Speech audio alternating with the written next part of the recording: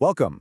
We're about to explore something truly incredible, how the simple, everyday moments we share with our kids, like cooking dinner or just telling a silly story, can actually be the most powerful learning opportunities of their entire lives.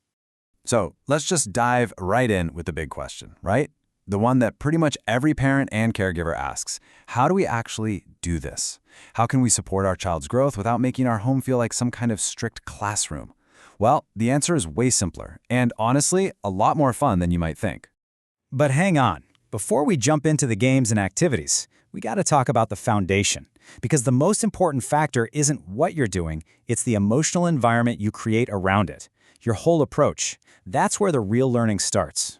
So, years of research, like what's covered in this review from Premier Science, gives this environment a name, a parenting style. And it's not about one single rule or one decision, it's the whole vibe you create. And it really boils down to just two key things: demandingness, which is basically your expectations and rules, and responsiveness, which is all about the warmth and support you show. Okay, now this is where it gets really interesting. When you map those two ideas onto a chart, you get four totally different styles. You've got high expectations but low warmth, that's the authoritarian style. Low on both, well, that's called disengaged. All warmth but not a lot of expectations, that's permissive. But that top right corner, that's where the real magic happens. That top right style is called authoritative. It's that sweet spot of high expectations plus high warmth and support. And let me tell you, the research is crystal clear on this. Kids who grow up in this kind of environment consistently have higher self-esteem, they're better at managing their emotions, they do better in school, and they have way better social skills. So the big takeaway here is that a warm, supportive, but still structured environment, that is the absolute bedrock for great learning. Okay, so we've got our foundation set. Now, what's the most powerful tool we can use inside that environment? Hint, it's not flashcards, it's not worksheets. It's something way more natural and way more effective. It's play. Play-based learning is, well, exactly what it sounds like. It's this whole idea that kids learn best by doing, by exploring, imagining, and solving problems on their own terms.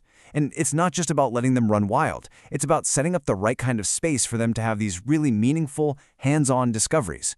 And this slide just perfectly illustrates why it works so well. See, play isn't just one thing. It develops the entire child. For their brain, it's building problem-solving skills. For their heart, it's where they learn to share, feel empathy, and figure out disagreements. It's a language explosion, and it's basically a boot camp for creativity and learning to do things on their own. It's the whole package. All right, enough theory. Let's make this super real. What does this actually look like in your house on a regular Tuesday afternoon? Here's your playbook. Just a few simple activities that can turn your daily routine into something amazing.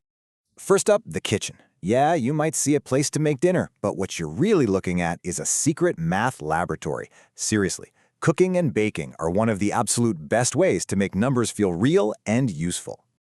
I mean, think about it. Measuring a half cup of flour isn't some problem on a worksheet. It's a real-world fraction you can see and touch. Asking, hey, we need to double this recipe. How many eggs is that? Boom, that's multiplication practice on the fly. Even just setting the table reinforces counting and that key idea that each person gets one plate, one fork. It's all seamless, totally natural learning. Okay, next up, let's grab some puppets, or honestly, even just some socks that look kind of funny. This activity isn't just about having a laugh, it is a powerhouse for building language, creativity, and emotional intelligence. You can start simple by just retelling a favorite storybook. That builds memory and helps them understand how stories work. Then you can make up a totally new story together. But the most powerful part is how puppets let kids explore really big feelings in a safe way. A puppet can be shy, or a puppet can be angry, and that helps a child understand their own feelings. And what's great is you can easily adapt this. For a kid who's maybe less verbal, they can express everything through the puppet's actions. Or for a child who needs practice with social cues, you can have the puppets model sharing or being polite. For our third activity, let's get building. Doesn't matter if it's with classic wooden blocks or just a pile of what educators call loose parts. Construction play is basically a masterclass in critical thinking. So loose parts are just simple, open-ended things like bottle caps, sticks, scraps of fabric. As kids build, they are naturally learning about geometry and physics. And when their tower falls over, that's not a failure, that's a hands-on physics lesson. And this is so great because it scales perfectly. A younger kid might just be stacking, learning about gravity, but you could challenge an older kid to build a bridge that can actually hold a toy car, and suddenly they're learning engineering. Okay, so we've got the activities. But now for the secret ingredient. The most powerful learning doesn't come from the toy or the game itself. It comes from how you interact with your child during the game. Your guidance is what turns simple play into powerful learning.